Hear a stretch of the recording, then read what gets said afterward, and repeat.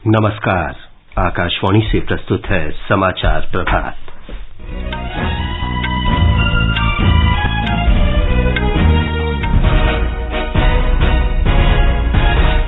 Bharatiya Janata party के वरिष्ठ नेता प्रमोद सावंत आज लगातार दूसरी बार गोवा के मुख्यमंत्री पद की शपथ लेंगे। प्रधानमंत्री नरेंद्र मोदी ने कहा, 400 अरब डॉलर मूल्य के निर्यात लक्ष्य को हासिल करना भारत की सामर्थ्य और क्षमता को दर्शाता है। प्रधानमंत्री नरेंद्र मोदी ने परीक्षा पर चर्चा कार्यक्रम में विद्यार्थियों, शिक्षकों और अभिभावकों से शामिल होने का आग्रह किया।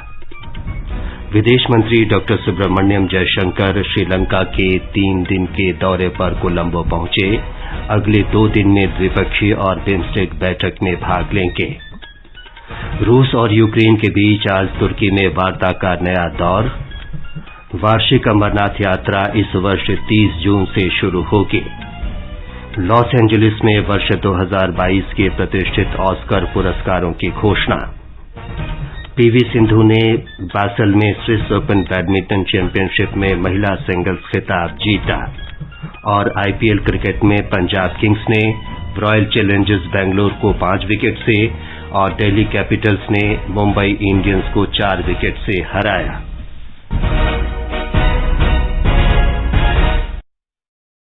समाचार प्रभात में मुकेश कुमार के साथ मैं विमलेंदु पांडे। कोविड से सुरक्षित रहने के लिए आपसे अपील है कि कृपया इन सरल उपायों का पालन अवश्य करें। पूर्ण टीकाकरण कराएं, मास्क पहनें, 2 गज की सुरक्षित दूरी बनाए रखें और हाथ और चेहरा साफ रखें। देश के 75वें स्वाधीनता दिवस समारोह के उपलक्ष्य में आजादी के अमृत महोत्सव के अंतर्गत सरकार अनेक गतिविधियों का आयोजन कर रही है। इस अवसर को जन उत्सव के रूप में मनाते हुए आकाशवाणी समाचार स्वाधीनता संग्राम और उसके गौरवशाली इतिहास पर विशेष प्रश्नोत्तरी कार्यक्रम प्रसारित कर रहा है। ये क्विज 15 अगस्त 2022 तक प्रत्येक सोमवार और मंगलवार को समाचार प्रभात में शामिल होगा। भारतीय डाक विभाग अमृत महोत्सव क्विज में आकाशवाणी के साथ सहयोगी के रूप में शामिल है। आज अमृत महोत्सव क्विज का 65वां प्रश्न।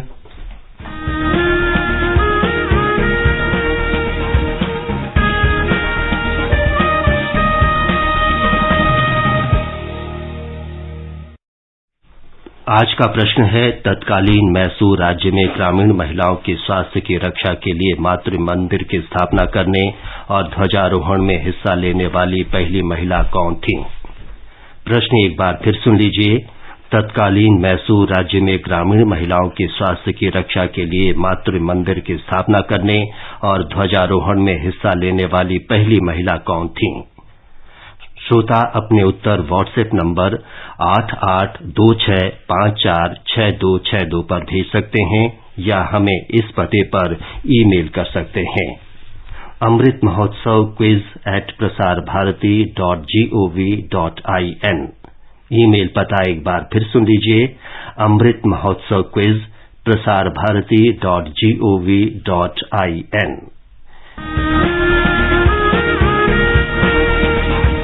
आजादी के 75 वर्षों का पर्व अमृत महोत्सव के पावन अवसर पर आकाशवाणी समाचार लेकर आया है अमृत महोत्सव क्विज। आप भी इस क्विज का हिस्सा बन सकते हैं। हमारे समाचार बुलेटिनों में पूछे गए स्वतंत्रता आंदोलन से जुड़े प्रश्नों का जवाब देकर आपसे ये सवाल प्रत्येक सोमवार और मंगलवार को सुबह 8 बजे प्रसारित होने वाले बुलेटिन समाचार प्रभात में पूछे जाएंगे। श्रोता ईमेल अमृत महोत्सव quiz@prasarbharati.gov.in पर अपने जवाब भेज सकते हैं। आप अपने जवाब व्हाट्सएप नंबर 8826546262 पर भी भेज सकते हैं। विजेता का चुनाव सही जवाबों में से लकी ड्रॉ के माध्यम से होगा और इसकी घोषणा अगले दिन इसी बुलेटिन में की जाएगी। विजेता को प्रमाण पत्र के साथ एक उपहार भी दिया जाएगा। साथ ही विजेता का नाम हमारे ट्विटर हैंडल पर भी फ्लैश होगा। तो आइए मनाएं आजादी के 75 वर्षों का पर्व अमृत महोत्सव आकाशवाणी समाचार के साथ।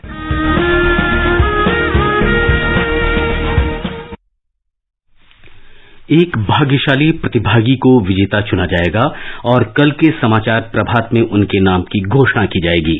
विजेता को ई प्रमाण पत्र और पुरस्कार दिया जाएगा।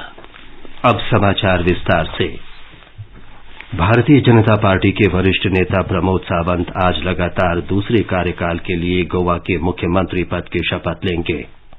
शपथ ग्रहण समारोह दिन में 11 बजे पणजी के पास डॉ श्यामा प्रसाद मुखर्जी स्टेडियम में होगा। एक रिपोर्ट। प्रधानमंत्री नरेंद्र मोदी, रक्षा मंत्री राजनाथ सिंह और अन्य गणमान्य व्यक्ति शपथ ग्रहण समारोह में शामिल होंगे। कार्यक्रम में 10,000 से अधिक लोगों के मौजूद रहने की संभावना है। डॉक्टर सावंत उत्तरी गोवा में सांकले सीट से विधायक हैं। वे पहली बार मार्च 2019 में मनोहर पर्रिकर के निधन के बाद मुख्यमंत्री बने थे। 40 सदस्यीय गोवा विधानसभा में भारतीय जनता पार्टी ने 20 सीटें जीती हैं। 3 निर्दलीय और महाराष्ट्रवादी गोमांतक पार्टी के 2 विधायकों ने भाजपा को समर्थन दिया है। समाचार कक्ष से दीपिका शर्मा। उत्तर प्रदेश विधानसभा के नवनिर्वाचित विधायक आज शपथ ग्रहण करेंगे।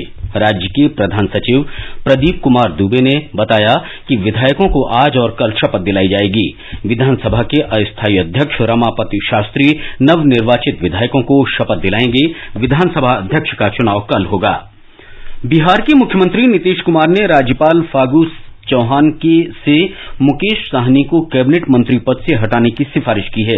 भारतीय जनता पार्टी ने मत्स्य और पशुपालन मंत्री मुकेश सहनी को हटाने का अनुरोध करते हुए मुख्यमंत्री को पत्र लिखा था।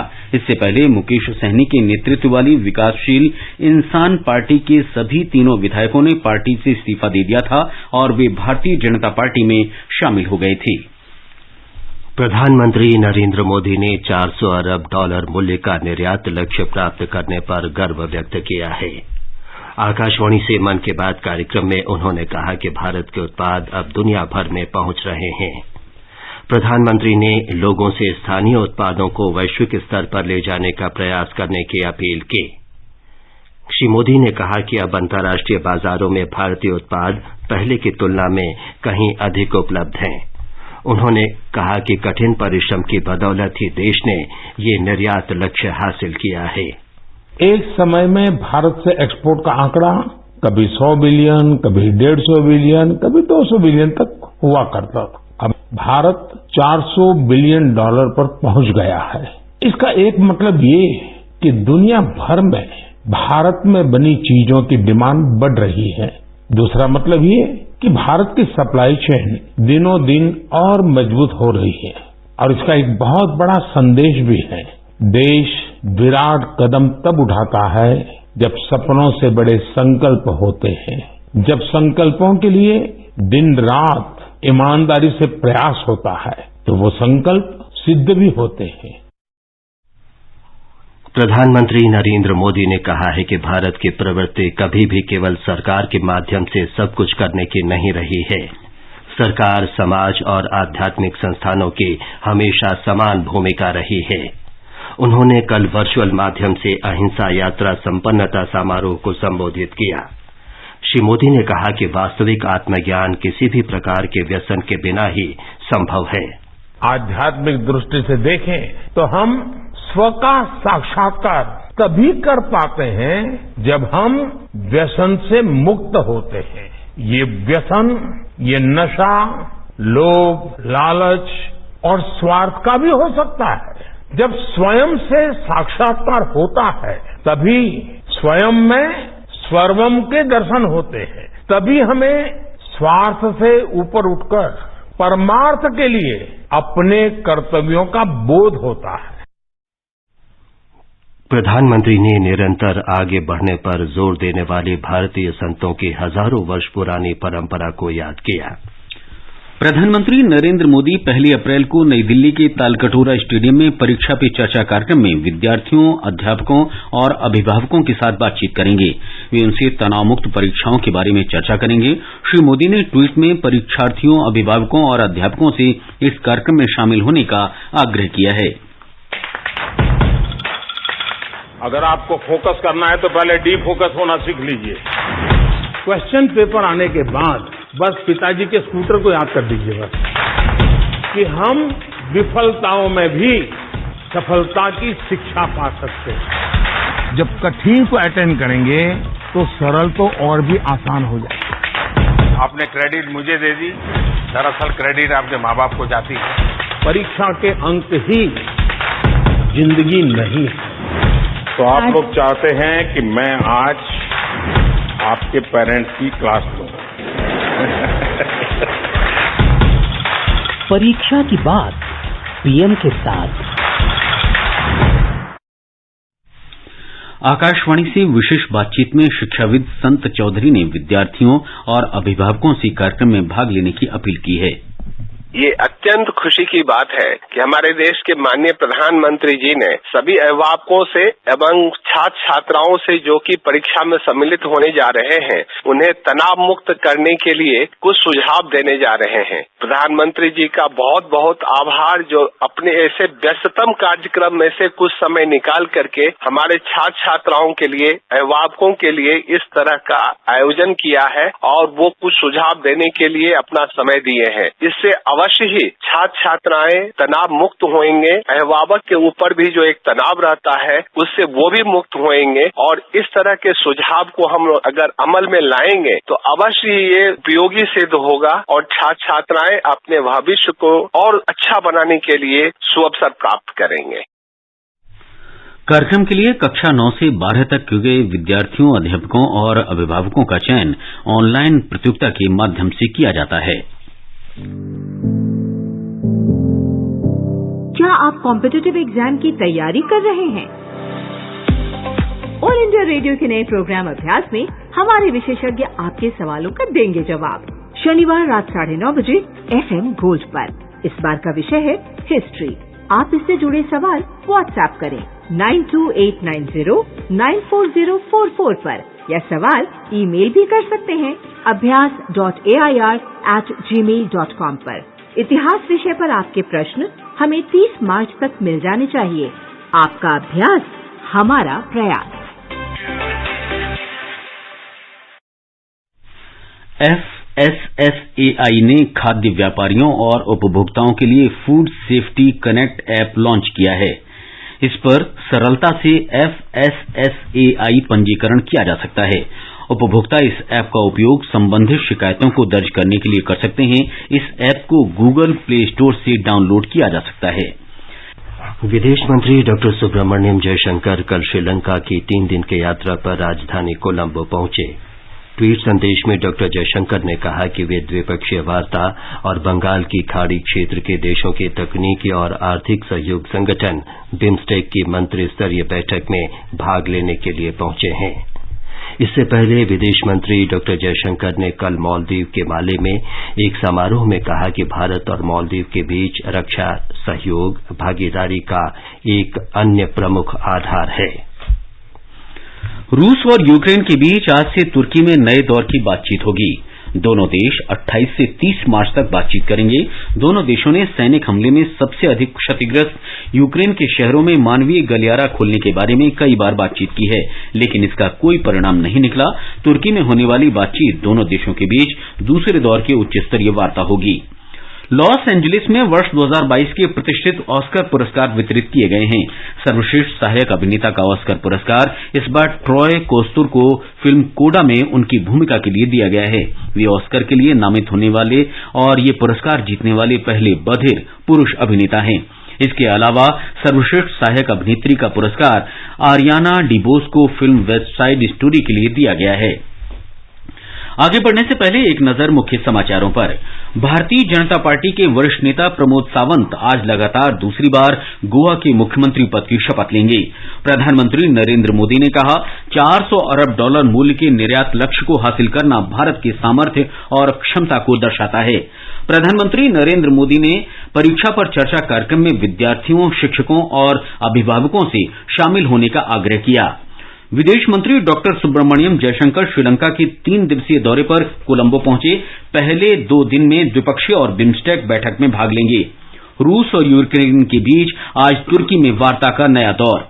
वार्षिक अमरनाथ जी यात्रा इस वर्ष 30 जून से शुरू होगी। लॉस एंजलिस में वर्ष 2022 के प्रतिष्ठित ऑस्कर पुरस्कारों की घोषणा। पीवी सिंधु ने बासेल में स्विस ओपन बैडमिंटन चैंपियनशिप में महिला सिंगल्स का खिताब जीता और आईपीएल क्रिकेट में पंजाब किंग्स ने रॉयल चैलेंजर्स बेंगलोर को 5 विकेट से और दिल्ली कैपिटल्स ने मुंबई इंडियंस को 4 विकेट से हराया। वार्षिक अमरनाथ यात्रा सभी कोविड मानकों के साथ इस वर्ष 30 जून से शुरू होगी। श्री अमरनाथ श्राइन बोर्ड के अध्यक्ष और जम्मू कश्मीर के उपराज्यपाल मनोज सिन्हा ने बताया कि यात्रा के लिए ऑनलाइन पंजीकरण 11 अप्रैल से शुरू होगा। 43 दिन चलने वाली ये यात्रा 11 अगस्त को संपन्न होगी। श्राइन बोर्ड के मुख्य कार्यकारी अधिकारी नीतीश्वर कुमार ने यात्री मार्ग और विभिन्न सेवाओं का संक्षिप्त रूपरेखा प्रस्तुत की। उन्होंने यात्रा के लिए किए जा रहे विभिन्न उपायों की जानकारी दी।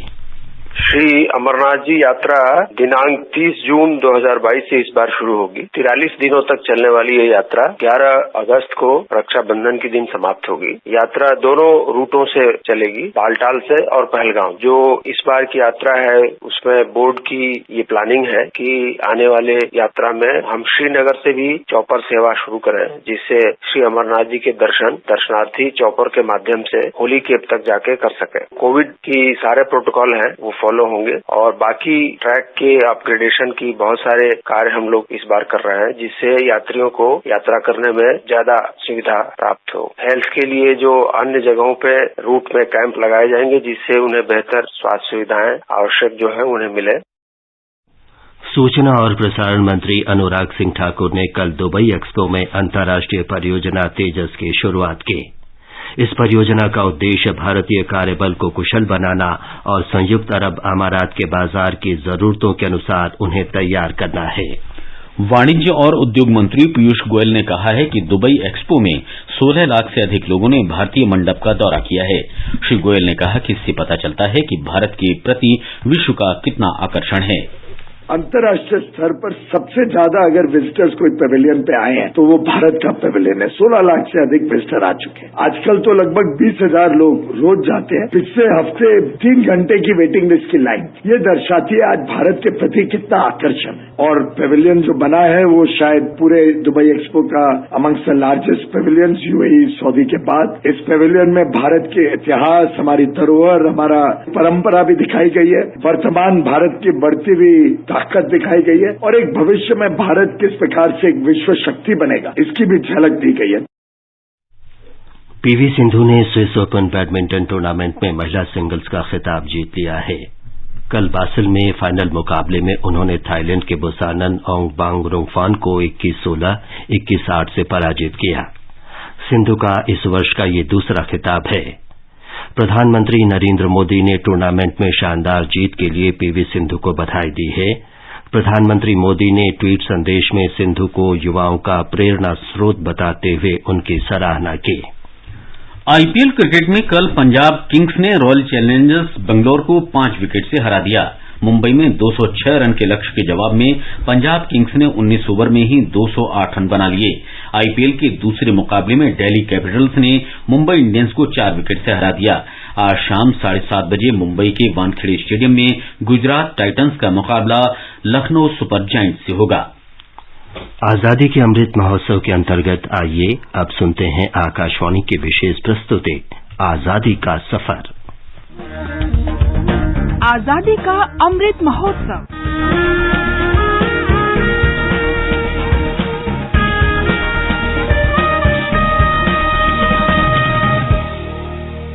आजादी का सफर आकाशवाणी समाचार के साथ एक राष्ट्र का उदय। भारत का गौरवशाली स्वतंत्रता संग्राम आधुनिक विश्व के महानतम संघर्षों में से एक है। आकाशवाणी समाचार प्रत्येक दिन आपके लिए इस महान संघर्ष गाथा की एक झलक प्रस्तुत करता है। इंडियन என்று சொல்வோம் அந்த சொல்லில் பெருமிதம் கொள்வோம் தீங்கற்ற தேசம் படைக்க நம் கைகளை இணைத்து। आज की कड़ी में हम स्वतंत्रता सेनानी सुंदर शास्त्री सत्यमूर्ति का स्मरण कर रहे हैं, जिनका निधन 28 मार्च 1943 को हुआ था। मद्रास प्रेसिडेंसी के एक अग्रणी कार्यकर्ता सत्यमूर्ति मद्रास राज्य के मुख्यमंत्री और भारत रत्न के कामराज को गढ़ने वाले माने जाते हैं। सत्यमूर्ति का जन्म 19 अगस्त 1887 को तमिलनाडु के पुदुकोट्टई में हुआ था। पेशे से वकील सत्यमूर्ति बहुत छोटी उम्र से ही राष्ट्रीय आंदोलन से प्रभावित थे। बाद में वे इंडियन नेशनल कांग्रेस में शामिल हो गए। 1919 में कांग्रेस ने उन्हें ब्रिटेन में रॉलेट एक्ट और मॉन्टेगो चेम्सफोर्ड सुधारों का विरोध करने के लिए अपना प्रतिनिधि चुना। सत्यमूर्ति CR दास और मोतीलाल नेहरू जैसे वरिष्ठ कांग्रेसी नेताओं के साथ स्वराज पार्टी में शामिल हो गए। 1930 में उन्हें मद्रास में एक मंदिर पर तिरंगा फहराने की कोशिश के लिए गिरफ्तार कर लिया गया।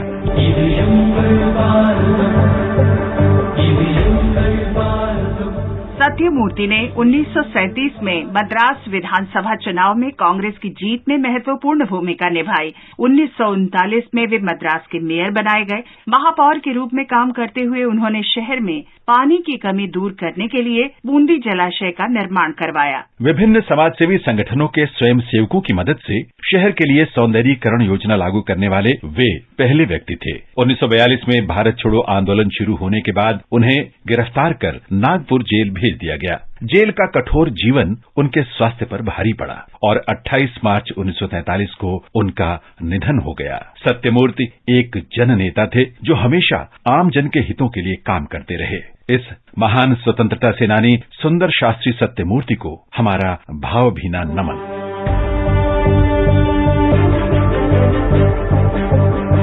आज हम स्वतंत्रता सेनानी अब्दुल बारी को भी याद कर रहे हैं। अब्दुल बारी का जन्म 1892 में बिहार के जहानाबाद जिले में हुआ था। वे पेशे से एक व्याख्याता थे। राजेंद्र प्रसाद और AN सिन्हा जैसे स्वतंत्रता सेनानियों के नेतृत्व में उन्होंने स्वतंत्रता आंदोलन में भाग लिया तथा असहयोग आंदोलन और औपनिवेशिक सरकार के खिलाफ विरोधों में सक्रिय भूमिका निभाई।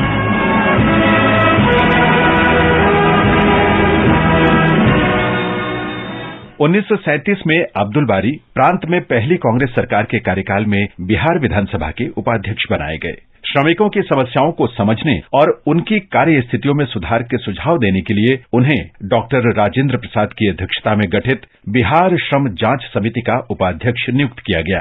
क्षेत्र के श्रम आंदोलनों में भी शामिल हुए और उन्होंने श्रमिकों को अपने शोषकों के खिलाफ संघर्ष के लिए संगठित करना शुरू कर दिया।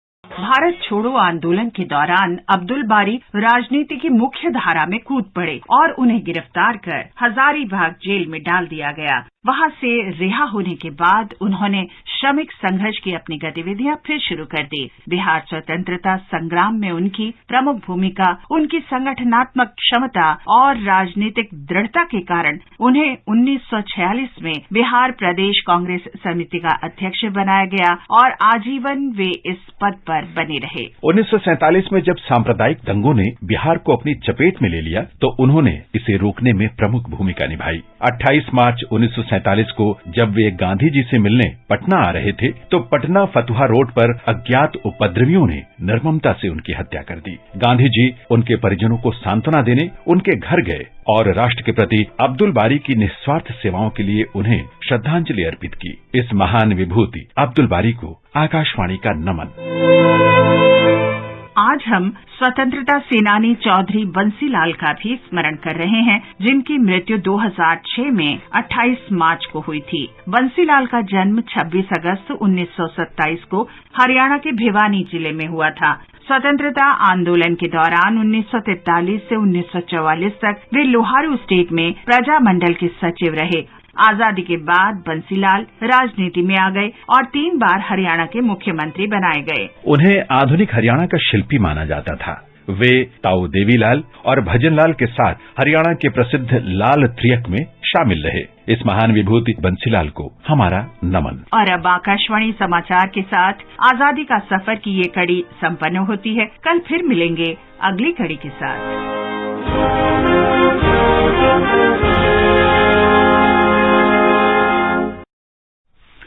और अब मौसम। दिल्ली, मुंबई और कोलकाता में आज आसमान साफ रहेगा। चेन्नई में आंशिक रूप से बादल छाए रहेंगे। श्रीनगर, जम्मू, गिलगित और मुजफ्फराबाद में आसमान साफ रहेगा। लेह में आंशिक रूप से बादल छाए रहेंगे। पूर्वोत्तर में गुवाहाटी, इम्फाल, शिलंग, आइजोल, कोहिमा, ईटानगर और अगरतला में आमतौर पर बादल छाए रहेंगे। गंगटोक में शाम को गरज के साथ वर्षा हो सकती है। मुकेश, अब बताएं कि आज के समाचार पत्रों में क्या विशेष है। जी हां विमलेंदु, कोविड काल में 2 वर्ष बाद नियमित अंतर्राष्ट्रीय उड़ानों का संचालन अखबारों की बड़ी खबर है। हरिभूमि के शब्द हैं, अंतर्राष्ट्रीय उड़ानों को मिले पंख। 3249 साप्ताहिक उड़ानें। फिलहाल चीन पर रहेगी पाबंदी। दैनिक जागरण की सुर्खी है, कोविड काल में द्विपक्षीय एयर बबल समझौतों के तहत हो रहा था सीमित उड़ानों का संचालन। फोन कॉल से पहले कोविड संदेश बंद करने पर विचार। राजस्थान पत्रिका की बड़ी खबर है, पर्यटन उद्योग में लौटेंगी बहार, बढ़ेगा रोजगार। देशी विदेशी सैलानियों को रिझाने के लिए राज्यों में होड़। कश्मीर से कन्याकुमारी तक होटल गाइड तैयार। अमर उजाला ने केंद्र सरकार के हवाले से लिखा है, किसी भी धार्मिक या भाषाई समूह को राज्य दे सकते हैं अल्पसंख्यक दर्जा। सरकार ने सुप्रीम कोर्ट में दायर हलफनामे में स्पष्ट किया अपना पक्ष। राहत शीर्षक से हिंदुस्तान लिखता है, मेडिकल कोर्स के बीच फीस बढ़ोतरी नहीं, राष्ट्रीय चिकित्सा आयोग का अहम फैसला नए सत्र से लागू होगा। बुलेटिन समाप्त होने से पहले अमृत महोत्सव क्विज का आज का प्रश्न एक बार फिर सुन लीजिए। तत्कालीन मैसूर राज्य में मातृ मंदिर की स्थापना और ध्वजारोहण में हिस्सा लेने वाली पहली महिला कौन थी? आप अपने उत्तर व्हाट्सएप नंबर 8826546262 पर भेज सकते हैं। अंत में मुख्य समाचार एक बार फिर। भारतीय जनता पार्टी के वरिष्ठ नेता प्रमोद सावंत आज लगातार दूसरी बार गोवा के मुख्यमंत्री पद की शपथ लेंगे। प्रधानमंत्री नरेंद्र मोदी ने कहा, $400 अरब मूल्य के निर्यात लक्ष्य को हासिल करना भारत की सामर्थ्य और क्षमता को दर्शाता है। प्रधानमंत्री नरेंद्र मोदी ने परीक्षा पर चर्चा कार्यक्रम में विद्यार्थियों, शिक्षकों और अभिभावकों से शामिल होने का आग्रह किया। विदेश मंत्री डॉक्टर सुब्रमण्यम जयशंकर श्रीलंका के 3 दिवसीय दौरे पर कोलंबो पहुंचे। अगले 2 दिन द्विपक्षीय और बिम्स्टेक बैठक में भाग लेंगे। रूस और यूक्रेन के बीच आज तुर्की में वार्ता का नया दौर। वार्षिक अमरनाथ यात्रा इस वर्ष 30 जून से शुरू होगी। लॉस एंजलिस में वर्ष 2022 के प्रतिष्ठित ऑस्कर पुरस्कार वितरित। पीवी सिंधु ने बासल में स्विस ओपन बैडमिंटन चैंपियनशिप में महिला सिंगल्स का खिताब जीता। और आईपीएल क्रिकेट में पंजाब किंग्स ने रॉयल चैलेंजर्स बैंगलोर को 5 विकेट से और दिल्ली कैपिटल्स ने मुंबई इंडियंस को 4 विकेट से हराया। इसके साथ ही समाचार प्रभात का ये अंक समाप्त हुआ। नमस्कार।